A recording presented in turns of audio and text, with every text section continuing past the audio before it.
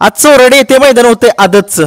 त्या मैदानात सगळ्यांचा लाडका बैल येतोय आज. महाराष्ट्राची आन बान शान आपला बकासूर. आणि बकासूर आज आदतमध्ये एक नवीन चेहरा उजेडत आणणार.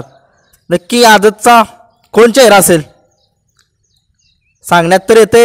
राजाज आणि कॉकटेल ही आदतमधली बैल आहेत बरं का.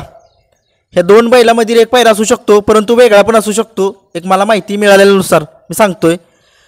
आणि गट काय अजून त्या बकासूरचा समजलंच नाही आपला, कारण चिठ्ठीवरती नावं होती, नावं पुकारलीच नाहीत. अंदाजे तुम्हाला सांगतो बकासूर 1 ते 20 या गटातच पळू शकतो. कारण आपला बकासूर पुण्यामधून येतोय आणि तिथून एवढा प्रवास होतोय, त्याच्यामुळे कोणाची तरी चिठ्ठी भेटणार आपल्याला. आणि 1 ते 20 या गटामध्ये आपला बकासूर दिसेल सगळ्यांना.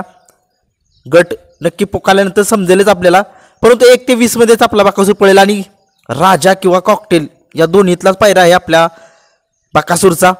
नक्कीच हे दोन चेहरे मधला एक चेहरा किंवा दुसरा पण असेल, पण आज 100% सांगतो बकासूर त्याला गोलाल दाखवणार आणि तो नवीन आदत बैल चर्चेमध्ये आणणार. कारण बकासूरची खासियतच आहे, जो बैल पळतो बकासूरसोबत तो चर्चेत येतो. त्याचं नाव महाराष्ट्राच्या कानाकोपऱ्यात जातं, प्रत्येक जिल्ह्यामध्ये जातं.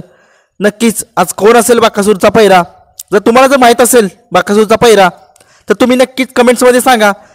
नक्कीच आपल्या जे सबस्क्रायबर आहेत त्यांना समजून जाईल की हा बकासूरचा आज पैरा हा आहे. परंतु असो पैरा कुणी असो, पण बकासूर आज त्या आदतला घेऊन पळणार. नक्कीच तो आदत, तो चेहरा सगळ्या महाराष्ट्राला बघायला मिळेल, त्याचा पळ पण बघायला मिळेल. कारण बकासूर कसा त्याला वडत नेतो, कसा पळवत नेतो त्याला, हे संबंध महाराष्ट्र बघेलच. पण उत्सुकता आज देव येतोय आपला चोराडे मैदानात आदतच्या. त्या देवाला खूप साऱ्या शुभेच्छा देऊया आणि त्या आदत खोंडाला घेऊन बकासूरने आज गुलाल घेऊया, एवढंच इच्छा आहे. धन्यवाद.